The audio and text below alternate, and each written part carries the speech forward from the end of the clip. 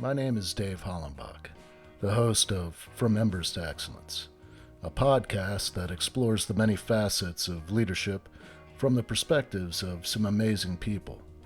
We discuss the triumphs and failures that have shaped our lives and our leadership philosophies. I've found that it isn't whether we fail that defines us, but when we do fail, how we respond. Leaders dust off the ashes and use their failures as fuel to work harder and as lessons to come back wiser and stronger, more resilient, more determined, and more committed to excellence. Today, I'm speaking with Glenn Shaw. He is the Director of Operations for HUMBL. It's a blockchain technology company. He is responsible for the day-to-day operations, for planning, and well, I mean, we're going to dig in a little bit so we'll get a better idea of what he does, but he does the planning for the CEO. I mean, just pretty much from what I understand, like a jack of all trades when it comes to the operation of the company. So Glenn, I want to thank you for agreeing to have this conversation with me and sharing your story. And you know, I'm sure we're going to dig into really what blockchain technology is and why it's important, and probably a little bit of your background to get an idea of why or how you became an expert and why HUMBL recruited you. So again, thank you. Thank you for coming on. It's going to be a pretty cool conversation. Yeah, thanks for having me, Dave. Really excited for this. Well, let's start off in the beginning. Where were you born and raised? What were some of your early influences, and you know, what led you to go to school where you went? What led you to study what you studied, and ultimately what led you to what you're doing now?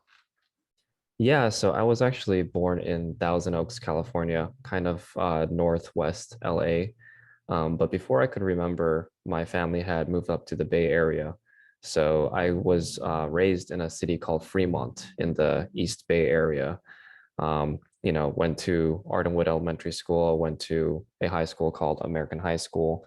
It's pretty much part of Silicon Valley. So a lot of the influences in that area are just, the competitive nature of the entire county. For example, it's like even in traffic or even when you're trying to get in line to order something, like people are just very competitive. It's like you start indicating to switch lanes and people will, speed up. So you can't do that. Traffic is awful there. But really enjoyed that sort of environment because it sort of breeds innovation, right? The competitive nature drives you, sometimes forces you to mature faster, to think outside the box, right? So those were some of my influences from that area specifically. My other influences, I would say, growing up were my parents. So my dad, his parents actually fled the civil war in China, arrived in Taiwan, homeless. My mom's side of the family, they were farmers. So, that's not exactly being what I consider being dealt the best hand coming into this world. But I would say that my parents did the work of 4 or 5 generations by getting me to the United States, raising me here. I mean, I don't know if you know, but if you grew up in Taiwan and you graduated with like a 4-year college degree, a couple of years ago, you'd probably make $1,000 a month. So, that's just a huge discrepancy between the United States and many other countries, despite Taiwan's positioning in terms of like world superpower in the motherboard and electronics field. So my dad, my mom were able to get us to the United States, get themselves there. In fact, my dad went to USC, got his master's there in engineering, and then moved over to the Bay Area for work. And that's sort of how I got there. And so your father was in engineering. What type of engineering? I'm guessing in technology. Yep, he was a electrical engineer, and then he went on to get a master's in computer engineering from USC. But once you climb the corporate ladder, you kind of step back from the day-to-day engineering role and start doing management. And in management, you start working on proposals, on business development, on supply chain operations, things of higher caliber. So you kind of fade back from that sort of day-to-day engineering stuff. So I would say that was also an influence on me in terms of like the career path I chose. I ended up working as an electrical engineer as my first job out of college. So um, I think that a lot of that stems from my appreciation for what my dad went through and what he did, and really wanting to understand his path so that I could not only follow it but move it forward. Where did you go to school at for your degree? Yeah, so originally I wanted to go to University of California, San Diego. That's where my sister went. I have a sister who is 5 years older than me, and continuing on to visit her. Like when I was in high school, I would visit her all the time for when she was in college, and I just really enjoyed San Diego. The weather, the beaches, the people, the huge campus, everything about it, and I really wanted to be there. But you know, when um, when the letters came around when I was in high school, I ended up being put on the wait list. So naturally, I couldn't just rely on getting off the wait list. So I had to SIR, submit my intent to register for another college. And I was choosing between UC Santa Barbara, which is a top 10 physics school. I was admitted for physics, or UC Irvine, also for physics. And I didn't know much about either school. So I toured both that spring break and ended up really liking Irvine. It was 15 minutes from everything: Costco, the mall, Target, IKEA. And it felt very similar and familiar to the place where I grew up, which is Fremont. So I ended up going there. It was very like commuter friendly. I didn't have a car in college, so needed to live pretty close to campus. So I went to University of California, Irvine, and ended up getting a degree in applied physics there. And that led you to do what? So, I was actually initially a standard physics major. And I say standard in that the normal physics major at UC Irvine is kind of theoretical. You go into academia usually, or you go into research. Um, my first quarter at UC Irvine, I started a research class under another professor. So I was researching in particle physics. And it wasn't that enjoyable to me, not because of the way it was structured or anything like that. It was more so that it was so theoretical and there was so much guessing that it's kind of like I could complete my research and a couple hundred years might go by and they might find that my research was completely wrong, and I want something that brings value in my lifetime, something that's a little bit more quantitative. So I switched out of that research position and into another one. And that one was in soft condensed matter physics, where I was analyzing these things called bubble chains and looking at their breaking points, using like software, working with a team to analyze data to understand how do these bubbles form chains, because they naturally form together if you look at surface tension and things like that. And that was a lot more in line with what I enjoyed doing, because now I have actual data. I can see something happening. I can perform experiments. I can write code to create motors and, all sorts of things and apparatuses to get the results that I wanted. And that really made me feel like, okay, the theoretical academia path is not for me. So I ended up switching out of standard physics into a new major that launched at the end of my second year called applied physics. And applied physics is basically a physics degree with a specialization in engineering, and you get to choose which engineering path you want to take. Well, I like to try everything before I make a decision. So I ended up taking a summer session. I took one course of biomedical engineering and one course of electrical engineering. Biomedical engineering was fun. I was really interested because in Southern California, you always hear that biomedical engineering is, one of the strong suits. And UC Irvine's actually pretty good in that regard as well. But electrical engineering is a lot more in line with physics, right? In physics, you learn all about the electrical laws, thermodynamics. And so I felt that if I went with the electrical engineering path, less of my physics curriculum would be wasted and more of it would be used. So I ended up getting my specialization in electrical engineering, which is how I ended up going into the electrical engineering position shortly after graduation. Where did you go to work for that? It's kind of funny. I was actually planning on moving back to the Bay Area with my family. We're pretty frugal. So I had planned to move back because then, you wipe off the cost of rent, which is pretty huge. You wipe off the need to buy a car or rent a car, which is also pretty huge. And, really wanted to save as much money as possible, regardless of what job I was able to get. I got a job offer in the Bay Area and I got a job offer in Southern California, which was lower pay. The job offer in Southern California was in a city called Carlsbad. It's North County, San Diego. It's actually comparable to the Bay Area in terms of income. So for Southern California, that's really high.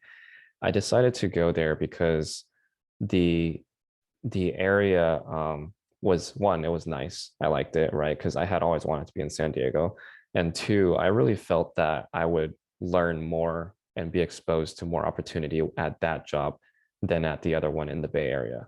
So I decided to take that risk because it's not only the income or the salary gap, but it's also the cost of living that I would have to pay living in Southern California, right? Rent, expenses, gas, etc.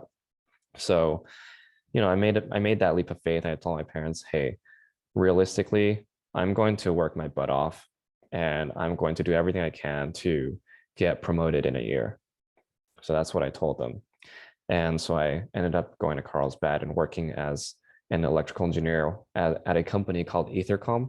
It's a defense company in the defense industrial base sector. Their niche is, high power, high frequency projects responding to RFPs that no one else can do or no one else wants to do.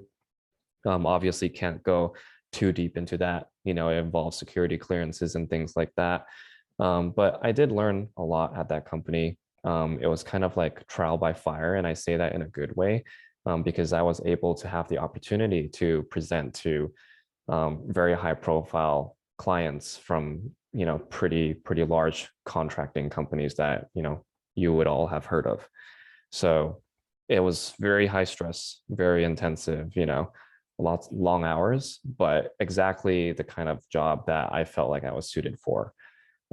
Because when you have the opportunity to work long hours, then you can prove that you're willing to do that and that you are actually committed to the project beyond just being an employee. So I got that promotion that I wanted and ended up becoming a digital engineer. And where did that lead you? In the Bay Area, and maybe around the world, but specifically in the Bay Area, it's not uncommon for people to jump around different jobs, right? Usually it's like people always say the best way to get a bump in your income is to change your job, right? Because you might get like a 3-4% increase if you stay at your job, but new positions are hiring all the time and accounting for inflation and things like that. You sometimes a 3% increase in your salary is actually less in terms of the overall market compared to inflation, right? So you're not really getting a pay bump. So in the Bay Area, people jump around and change their jobs a lot. So that kind of mentality was sort of bred into me. And I had been considering how long I would actually stay at this company. Nothing against the company. It's more just like my personal growth. And I was already considering, okay, after 2 or 3 years, I'll probably start looking for another job. But I had always been super, super into startups, super into something more entrepreneurial, making money on the side, because that feels like that feels different, right? Like you can make money at a job, or you can make money completely on your own, and you're like, I created this value for myself, and I am solely responsible for that. And having that ownership has value in itself. So, from high school, I already started doing arbitrage, selling random items to friends, to people in the city. And in college, I had moved that up one level into online arbitrage, started my own Amazon fulfillment business in 2017, before it was like super saturated. And, I was always selling stuff on campus, doing mail-in rebates where you could buy an item for $20. You could send in the mail-in rebate, get your $20 back 6 months later, but you could still sell the item for $20 or maybe 10. But either way, you get like that small net positive. And even if it's only like $1 or $2, like, hey, I worked to make that happen. And that's money that I was able to spend to, buy the things I wanted. Because, I was researching. I didn't, make a ton of money in college or anything like that. So yeah, that's sort of the path that I took. And you got involved with startups. Mhm. Um, I'm trying to put together the path that led you to Humble, and really where you learned about blockchain technology, what what interested you in that? Yeah. So yeah, I failed to touch on that portion, but basically, even when I was working in the defense company, my mindset was work the 9 to 5 and go home and work the 5 to 9. The 9 to 5 ended up being, like the 8 to 7, because, the Aethercomm was also a pretty demanding job, in a good way. And so I would go home. Growing up, wasn't really allowed to use electronics. So I would read books and things like that. But that has sort of taken away my interest in things like TV shows or like playing games. And so, going home, I want to work on a side hustle. And hopefully, eventually, the side hustle can become something that is meaningful enough or has grown big enough to uh, demand my full attention, right? And so I was constantly thinking of what could be the thing. And I started trying to do e-commerce again, trying to buy liquidation packets and sell them, in small batches to make a profit. But COVID honestly kind of turned things around, and it made it a little bit difficult. But I was constantly looking for like the next startup that I could be a part of, right? Um, so what ended up happening was, one of my coworkers was supposed to be a part of a commercial. And this was on Thanksgiving weekend. Um, every year, I usually visit my cousins for Thanksgiving in LA. But this specific year, with like 24 hours notice, they told me the plans were canceled because, um, there was a potential COVID outbreak, or just worried, whatever it is. And, I respect that. So I was looking for something to do Thanksgiving weekend, and one of my coworkers said, "Oh, due to COVID, not that he had it, but just due to worries about COVID, he wasn't going to be able to make a commercial shoot that he was supposed to be acting in."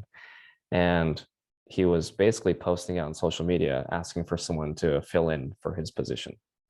And I responded immediately. I was like, "Hey, I'm interested. I've never been in a commercial before, and I have time. So let's check this out." So basically, he connected me with the organizer, and 12 hours notice, actually less than that.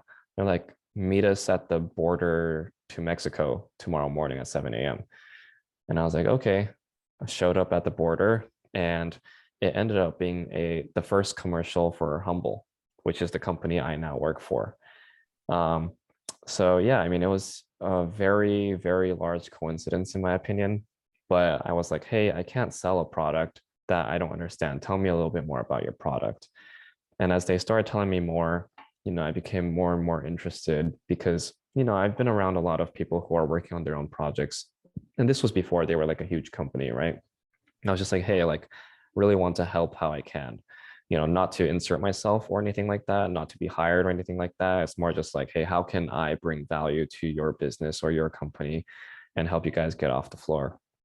And ended up, just introducing them to a couple people who ended up being helpful.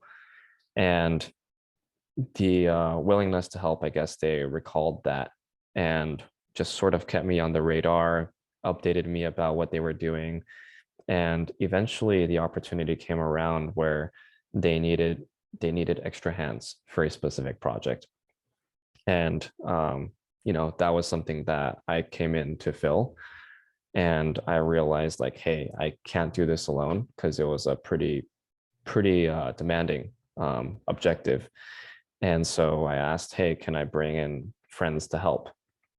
And so they said yes. And I was able to bring in, I contacted a bunch of friends, ended up bringing about 55, 60 people. And these are people that like, they were displaced from COVID. They were laid off from Cisco. They were DoorDash and Uber drivers. They were working 3 part-time jobs, over the week. They were living in like friends' garages or stuff like that, going through like a parent's divorce. These are people who needed help. And I found so much value in being able to offer them something for them to do, and the initial messaging to them was like, hey, like we need help with this job. And if you can help us, that would be great. Like worst case, like you get some resume lines, put in the hours that you can. You can work 10 minutes, you can work 40 hours, it doesn't matter.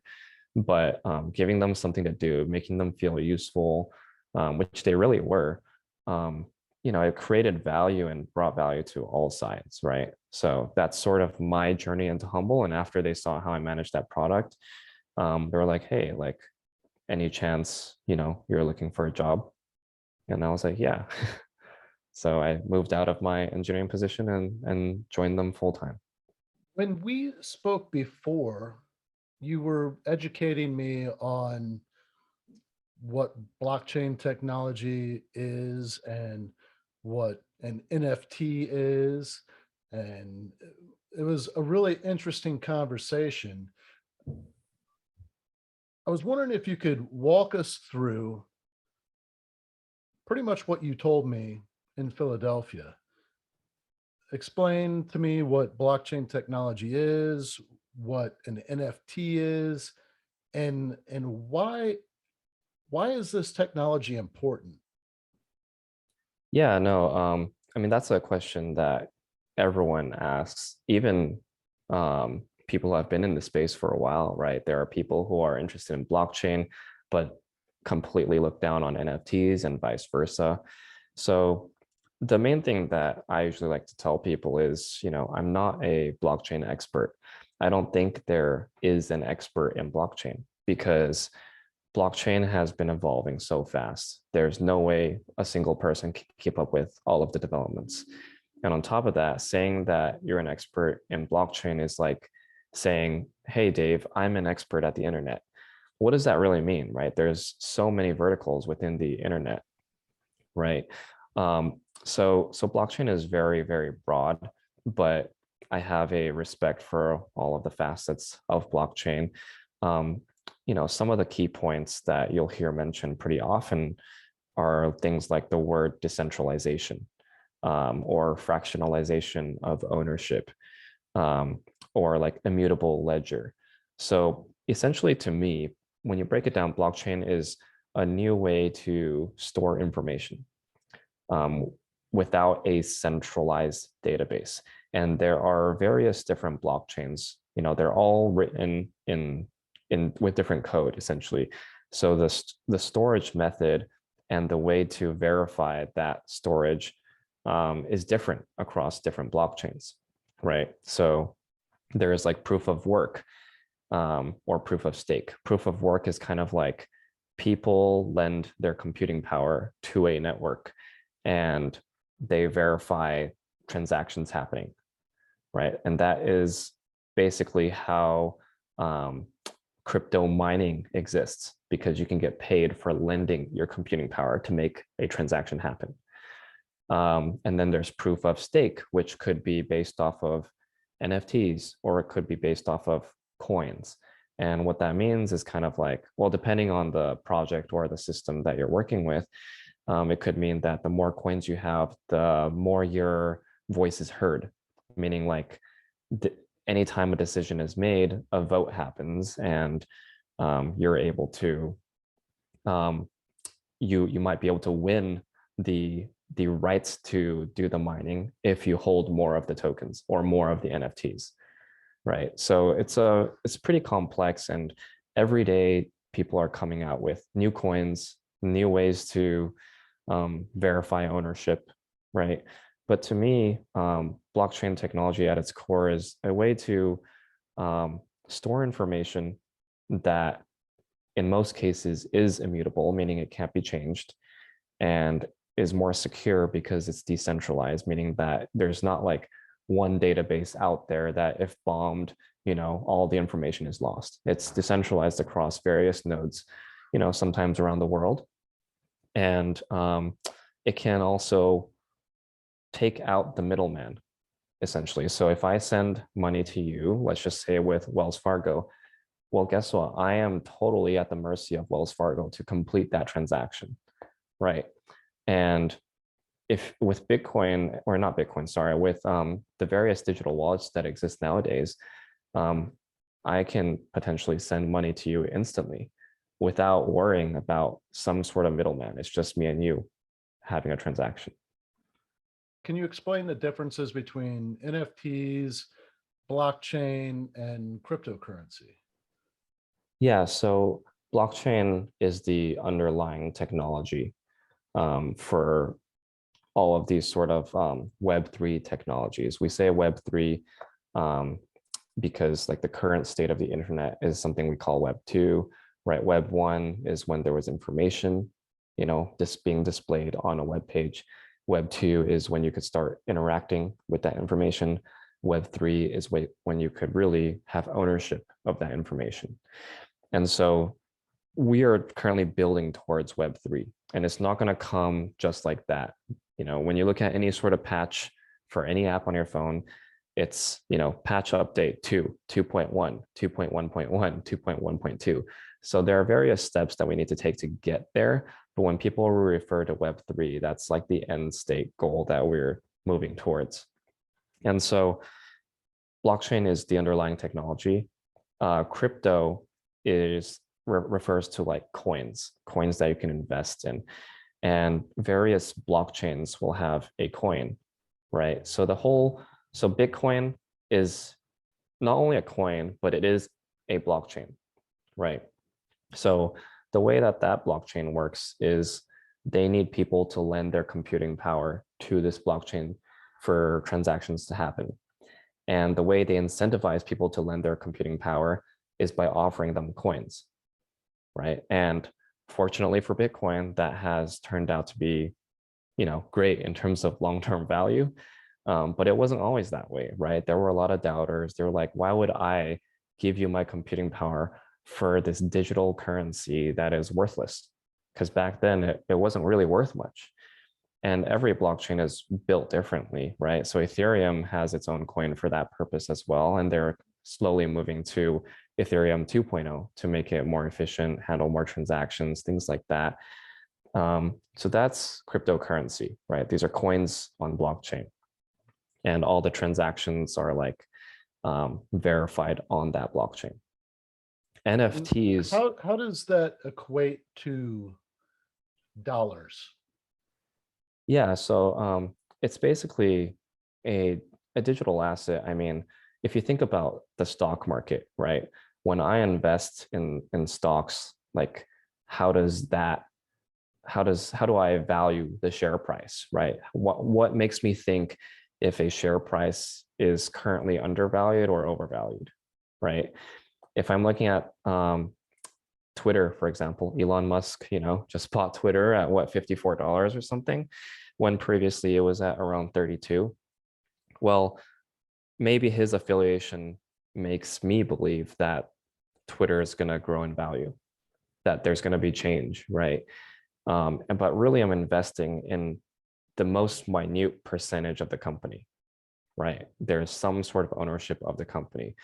And when he had previously bought, 9% of the company, he was equating the value of the company to dollars. Like, is this worth what I believe to be the value of the company? And so when you're investing in Bitcoin, you're investing in one, like out of the total flow of 21 million coins, right, to eventually be released, what do I think the Bitcoin blockchain network and reach is going to be worth? And sometimes you might just be investing for a short-term gain. Sometimes you might be flipping it. Sometimes it's really just investing in a new technology, which is how a lot of people got into this, because they're believing that, hey, this will be used in the future. I mean, the higher the adoption of a coin, the greater the value is, in my opinion, right? So if I told you, or let's just say Elon Musk, who just bought Twitter, came out and said, hey, I'm changing Twitter so that all the transactions that happen on Twitter, and there's going to be a store, will require you to have Dogecoin, right? Because he's been a proud supporter of Dogecoin in the past. Well, that is likely going to increase the price of Dogecoin because now there's increased demand for it, right? And so that's sort of how I value a coin, because if no one's using it, then it's not really something that I consider a long-term store of value, right? But Bitcoin specifically is a long-term store of value, and you can look at the way the blockchain is built. The coins are capped at a certain amount for Bitcoin, right? So as people lose their wallets, as they get their Bitcoin stolen, as they send it to a burn address where it's lost forever, the actual total amount of Bitcoin in circulation it can only go down. And that means the value goes up of each coin that's left. But other blockchains out there like Dogecoin, they're infinite. More coins are added every minute, right? And so unless people are purchasing more in value than is being added in that minute, then the price goes down. So it is actually kind of deflationary. So you have to think about that when you're investing and determining whether it's a long-term play. How does that connect to NFTs, or does it? It could. So NFTs, right? Let's just get down to like the definition, right? It's a non-fungible token. Fungible meaning it is tradable with something else of equal value. So if I give you $1, you can give me $1 back, and we both know that we had a fair transaction and they were of equal value. But if you give me like a baseball card signed by Barry Bonds, and I give you a basketball card signed by Michael Jordan, we can argue all day about whether or not that's a fair transaction, right? Because value, in my opinion, is also in the eyes of the beholder, right?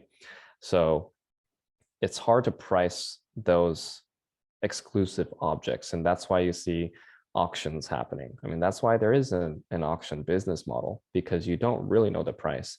And some things go for an insane amount just because all you need is one person in the world who is willing to pay that price, and another person in the world who is willing to pay just a little bit less than him so that he can force the price up. So in that sense, non-fungible tokens represent digital assets that have that unique rarity and that exclusiveness.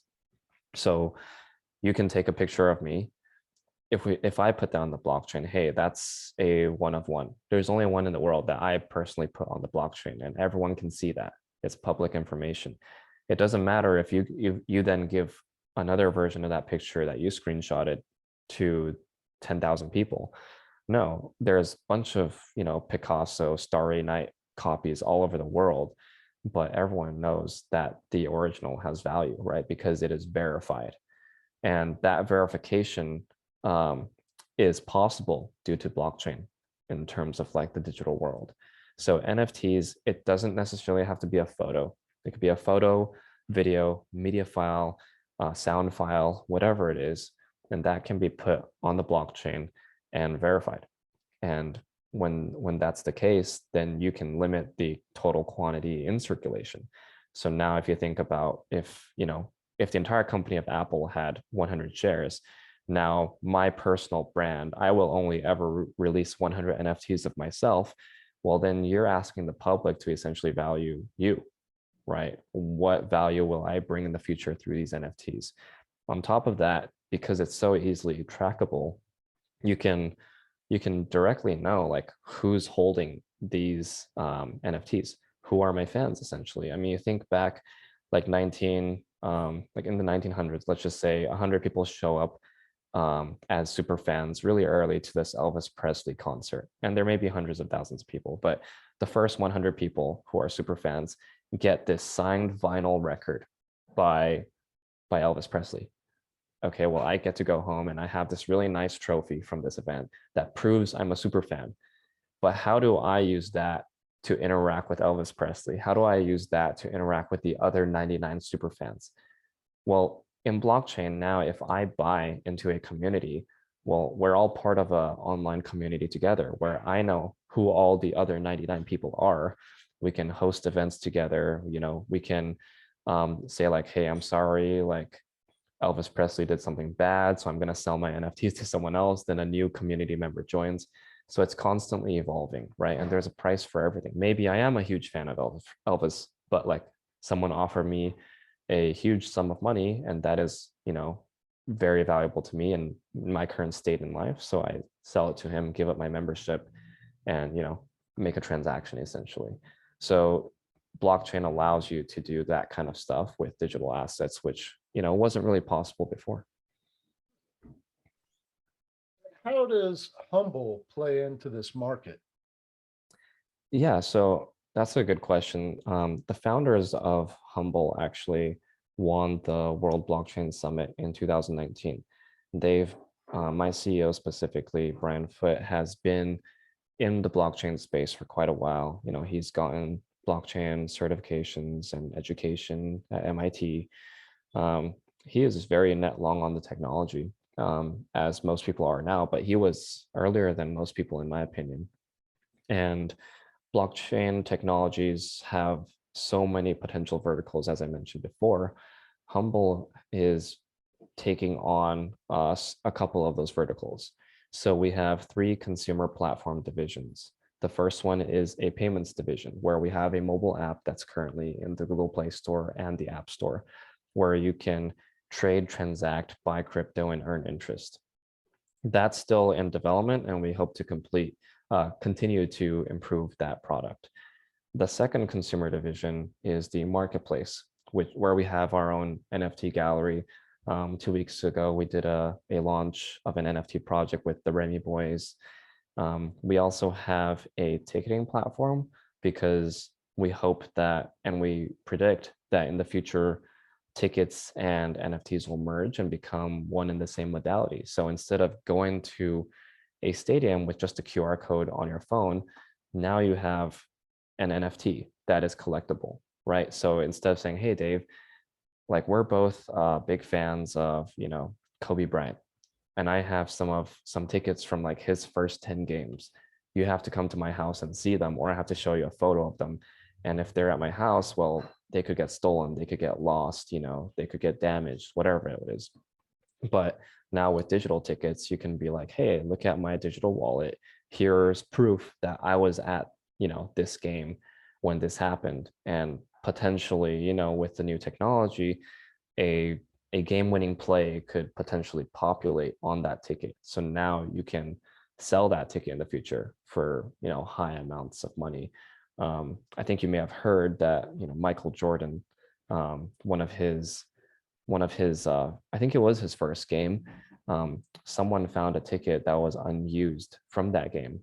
And, even a used one went for, I think, over 500 grand. So, I mean, that's a physical ticket, right? And other people lost their tickets, they were damaged over time, whatever it is. But with digital tickets, you can keep that forever, unless, you lose your wallet or something.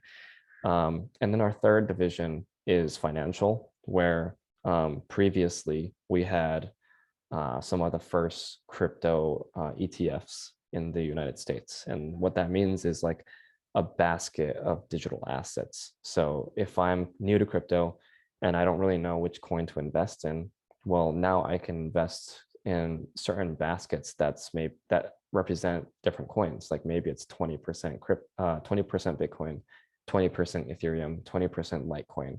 So now I'm exposed to more coins without worrying about the risk of one coin potentially flopping. The same way that the S&P 500 works, or the Dow Jones 30, or the energy ETFs, things like that.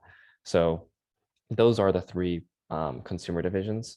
And earlier this year, we announced our HUMBL Blockchain Services division, where we're really attacking the institutional layer. And that's what I'm really excited about, because I think that for blockchain technology to have mass adoption, it almost has to be forced into the community, and it needs to have government backing, to be honest.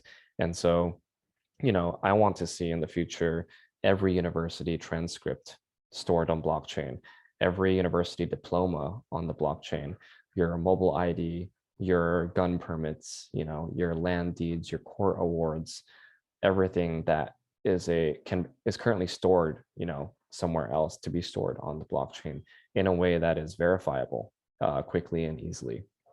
And I mean, you think about, you hear these stories about rich multimillionaires donating a huge sum of money to a school. Like, I donate $40 million to University of California, Irvine. Well, how is that money actually spent, right? Is all 40 million needed to build that new school that they are building? What is done with the leftovers? The use of proceeds should be tracked, in my opinion, on blockchain to prevent money laundering and things like that. Or with blockchain technology, the community or alumni or faculty can now vote on how that money is actually spent. Do we actually need to spend $100,000 creating lockers for skateboards, or should we put that $100,000 towards new textbooks, right? So there's a lot of uses for that technology as well. There's a couple of things that you said earlier about how you could potentially lose your NFTs, or I don't know, your wallet. How secure is blockchain? Blockchain is typically very secure, but you'll always hear the negative things about it because those are easy talking points, right? People are in general afraid of new technology, and they fear what they don't understand.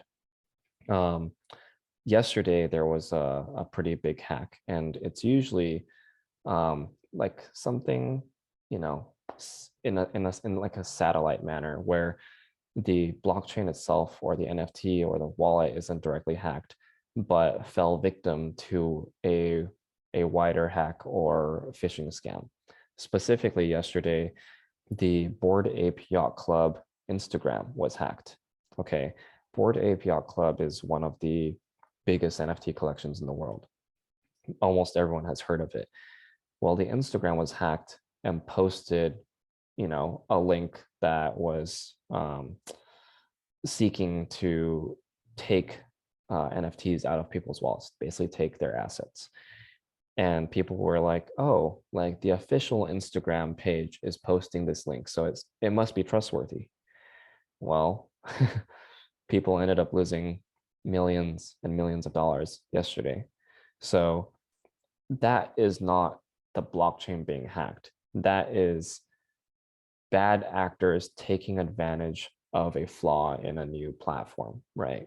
Because there's always going to be good people and bad people, no matter what platform you're on.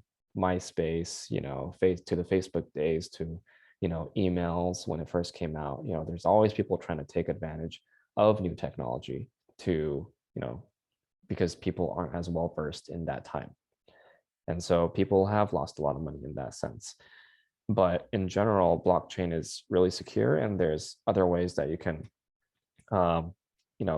protect your assets. For example, if I'm about to invest in a new project and I'm not sure if that project is legitimate or not, well, maybe I'll make a new digital wallet and invest in a completely new digital wallet, because that way, if that ends up being a scam and it provides me a contract address for me to like send them all my digital assets, well, they're only going to be taking from an empty wallet, right? So with each new project that I invest in, I usually create a new digital wallet solely for that project. And that also means that if someone finds one of my wallets, account at like passwords or seed phrases, like I don't lose everything, right? It's the same reason why I split my traditional financial investments across Wealthfront, Fidelity, Vanguard, Webull.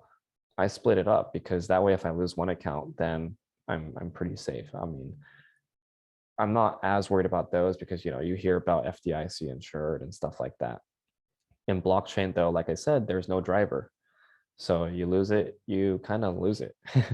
And that has happened to me in the past where, um, I was moving too fast. I clicked on a Google ad for a website instead of the actual website. And that Google Ads website was actually a scam. And it was just so minutely changed in the characters that, I didn't notice it. I clicked into it, I clicked login, I signed a contract.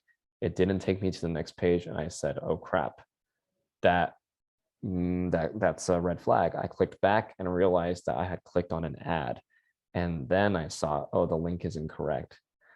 Now, I was like, my wallet is compromised. Um, Fortunately, I always keep extra wallets on different browsers.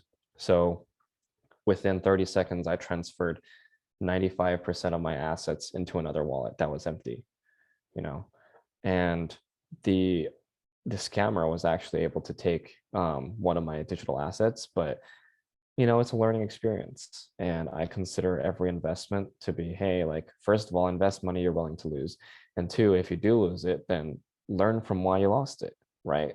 Then it becomes a learning fee versus just money that was wasted. So there are ways to protect yourself in that sense. Just have multiple wallets, have backup wallets ready to transfer assets into, leave enough Ethereum to pay for the transaction fee of moving the assets in the case you need to, or buy one of those hard wallets, which is like a USB drive where you can move your assets into that USB drive. And now for someone to take it, well, they have to physically get that from you, right? So there are certain ways to do that.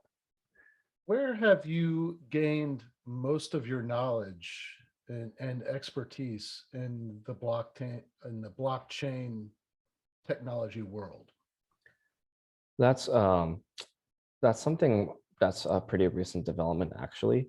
So when I first joined HUMBL, I was like, look, I'm gonna be in business operations. I joined them as an operations manager before I became director of operations. And I said, hey, look, the public is gonna wonder, why did you hire someone in applied physics engineering as your operations manager? So let me go take some formal education classes in business, because you might know of all my previous startup and business experience, but general people just looking at the company profile or faculty won't really know that. So I ended up completing my business core credential from Harvard Business School online last year, and I also completed my specialization earlier this year in strategy. But despite so I basically, the point of that is I went into the company fully expecting that I was going to focus on transitioning my career from engineering to business. But working so closely with a blockchain technology company, being put on these calls where we're pitching and needing to get things done, like I said, people wear a lot of hats. Sometimes I have to put on a business development hat. And if I don't know what the product is or how it works, I can't sell it, right? And with so much interest in the space right now, like pretty much every meeting has, with or without HUMBL, is about blockchain or NFTs. And I just became really interested. I gave up listening to music on Spotify, started listening to podcasts just to learn more about crypto, watching videos on crypto, following news about crypto, asking friends who I feel like know more than me about certain aspects of crypto, and just, it's really learning by exposure. I feel like what people really need, because everyone's like, can you point me to a website where I can learn about crypto? And honestly, I don't think there's one singular good source right now. Like, you really want someone who is more knowledgeable in than you in any space. So I know someone who is specifically in the IP area of NFTs. That's what they specialize in. I know someone who does crypto accounting. I know someone who does metaverse research and building, right? So I have, a vertical expert that I can approach with questions specifically on that topic, but I also want to be able to speak to that topic. And if I ever bring anything to those people, well, I get to listen and hear their feedback and then pass that information on in the future to someone else, right?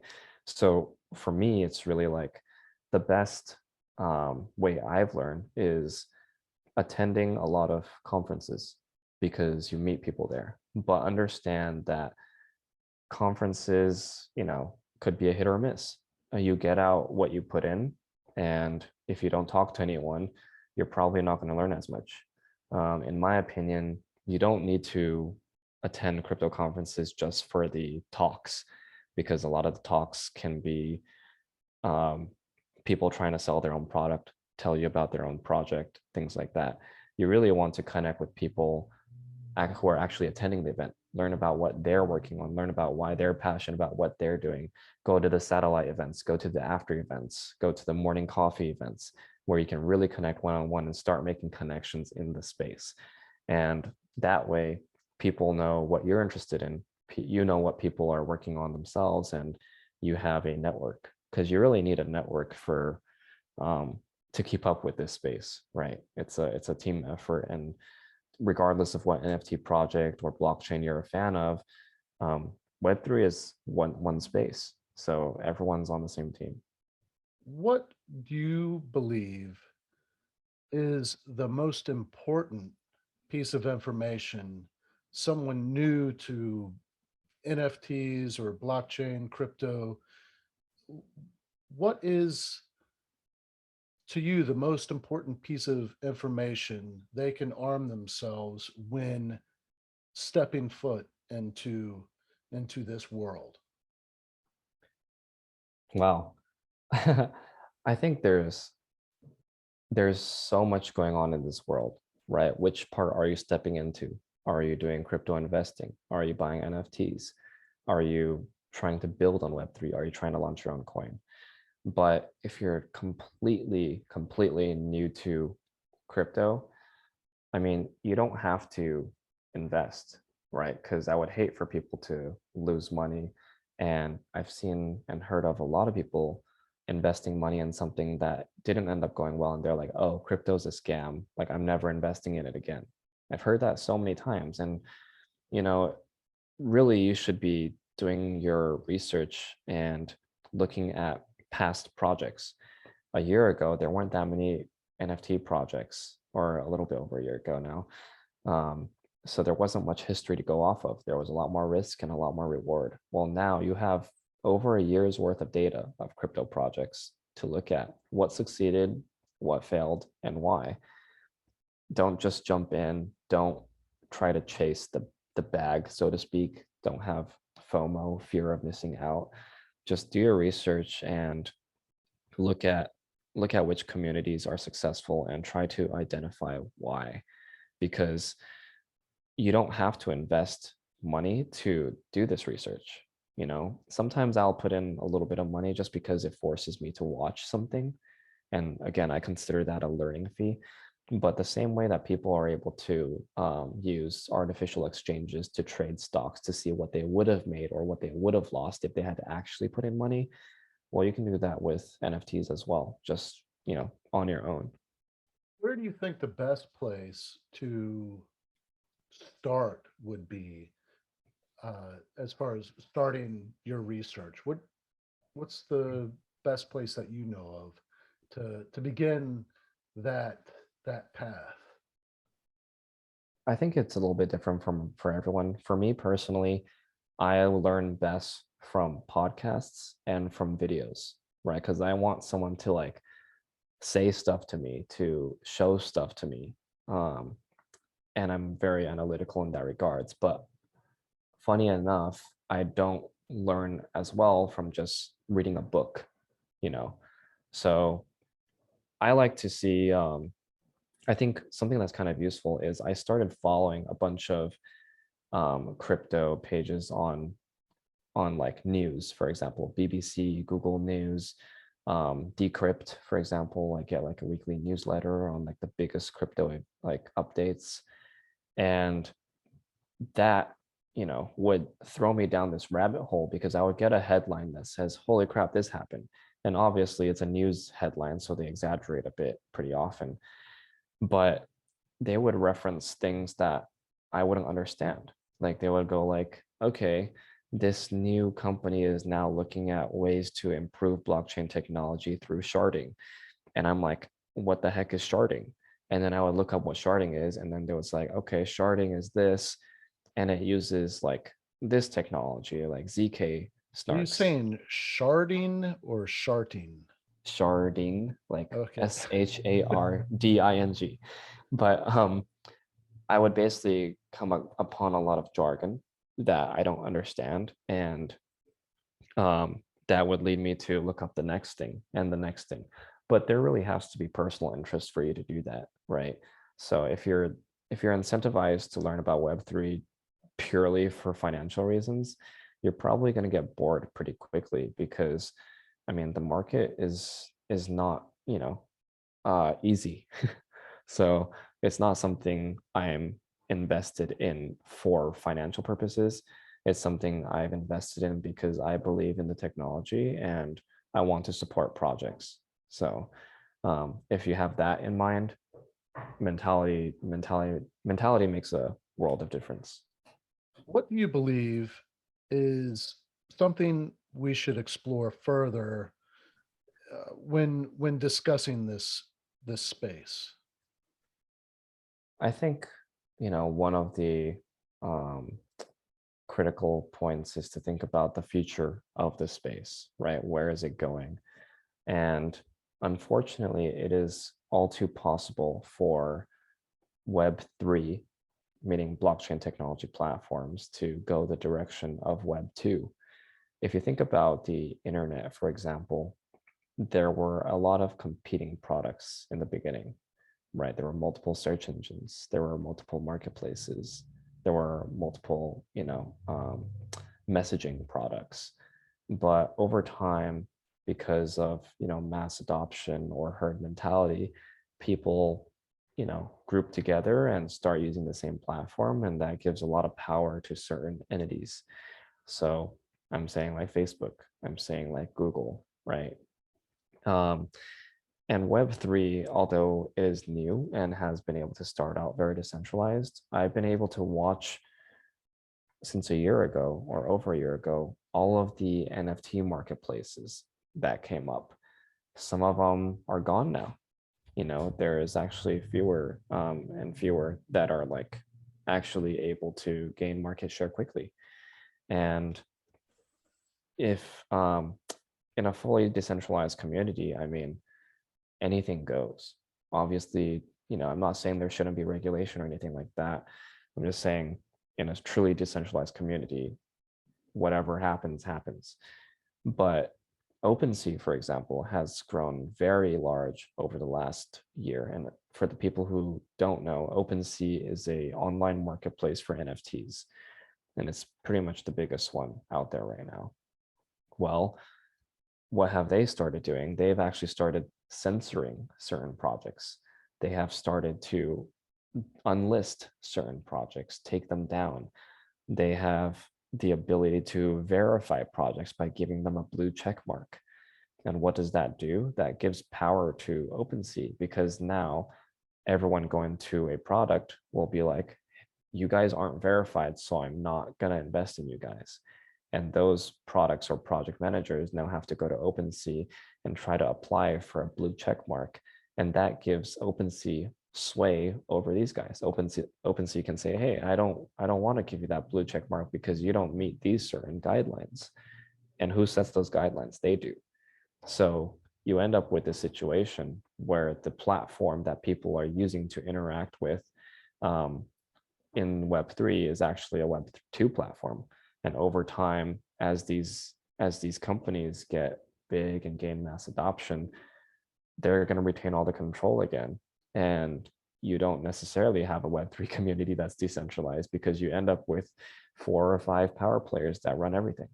So that is something that we really have to keep mindful of. And that's why I'm constantly supportive of new projects, because there has to be more competition, right? Because in a fully unregulated ecosystem, I mean, you end up with a capitalistic nature where some people end up on top, right?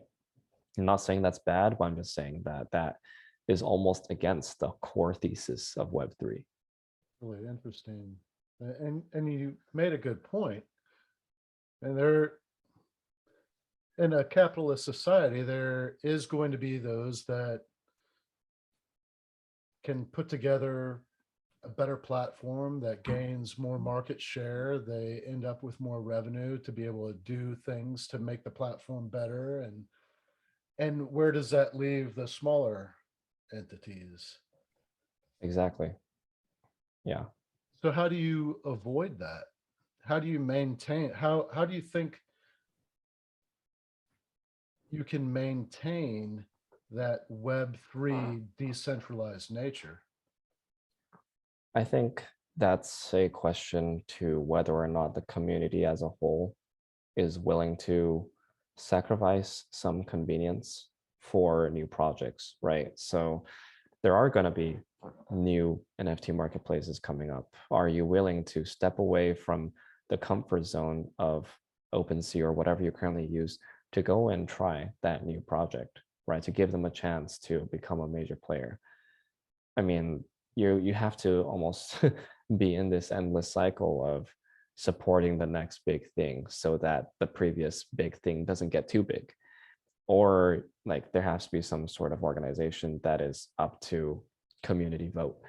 But then it comes down to the economics of, okay, how are the votes counted, right? How much is your vote worth versus mine? If it's if it's a financial incentive, like if I own more coins than you do, well, then the person with the most money could just buy out the vote, right? So there's a lot of people trying to tackle this situation right now. And um, really, it's the space is trying to figure itself out. So I think the most important thing is for the community to just not get too comfortable with any one project, just invest across the spectrum in terms of time, in terms of effort, in terms of money, whatever it is. I really appreciate you taking the time to explain so much to me and to the audience, obviously, but me in particular, because it's my show and I had you on because I'm extremely interested in this, and I do believe that it's the future. And um, I've just been really curious about what makes it tick, what makes it grow, what factors lead to the growth of wealth. Um, because you hear about people that invest and then end up making a lot of money. Mhm. Yeah, I mean, you hear about, both sides, right? People who invest to make a lot of money or people who lose a lot of money. Um, I think that, you know, it's pretty much like the rise of the internet, right? It's a new way that people are interacting and transacting with each other and having to understand the new generation, right? I get a lot of people are like, oh, it's just a photo. We don't need blockchain. We're already successful. But it's more than that. It's like the new generation, they were born, from age 2, tapping on a glass screen, looking at digital media. They throughout COVID have interacted with their peers and cohorts more through a digital screen than in person, right? So in that sense, for a lot of the new generation, their digital persona is more important than their physical, right? Because I, I could buy like a nice Louis Vuitton bag, and why do I buy it? because I want to show the brand that I support the brand, right? And it could be for clout, it could be for, style, but most importantly is to show other people, right? And so when you're on a digital medium, most of the time nowadays, like, how do you show your support for the things that you love? How do you get that sort of like verifiable ownership, you know? And so why do people care so much about that blue check mark on their socials? Why does that bring value? Why do you get instant credibility if you have it? Why do you instantly get respect if you have it? It's almost the same reason as like, hey, like, why do you look at me and I'm wearing my Rolex and you're like, oh, this person must be someone? It's kind of like the same thing, but in a digital medium. So yeah, I think understanding that the new generation is born into this digital world, that this is where their values lie, um, and keeping an open mind with regards to that can help more of like the middle area, I wouldn't say like older generations, but like the previous generations really understand like where this is coming from. Because Bitcoin, is what, 14 years old, and it's basically, you could call it the greatest brand of all time almost, because like what other brand has gained like 100 million buyers in 14 years, right? In the first 14 years at that. And so there is clearly interest and adoption. It's really just how do we get to that next level of getting the um, pre-existing generations to adopt in this new technology as well. Thank you so much, Glenn. I really appreciate you taking the time, and you're a wealth of knowledge, and I feel like I've only like touched the surface of what you're capable of telling me. I appreciate you keeping it at a level that I can understand. Yeah, But no, I've struggled with that fair share. it's enlightened me to quite a few aspects of the digital world. Um, so I really appreciate you taking the time, man. Thank you. Yeah, of course. No, thank you for having me. It's honestly, I love sharing information, and if anyone, wants to learn more, I mean, just feel free to reach out. Happy to discuss. Yeah, what's the best way for listeners to connect with you? Yeah, so I'm on Twitter as Glenn underscore humble, or sorry, I'm GLENN underscore Shaw, SHAW underscore, or I'm on Instagram as Glennie Lenny. That's GLENNIE LENNIE. Well, I will have those links in the show notes, so people will have an easy enough time to reach out to you, connect with you on social media. And if you read Dave's book Fireproof, I'll put you to the front of the queue. Thanks. Thanks, man. Thank you for listening to this episode of From Embers to Excellence. Please like and subscribe to my YouTube channel. Follow me on your favorite podcast platform and visit hollenbachleadership.com for additional content. My goal is and always will be to add value to as many people as possible. So if I can be of any assistance to you or someone you know, please connect with me via email or on one of my social media accounts, linked on the homepage of my website. Remember, our failures don't define us unless we let them, and the only true measure of a leader is the success of their team.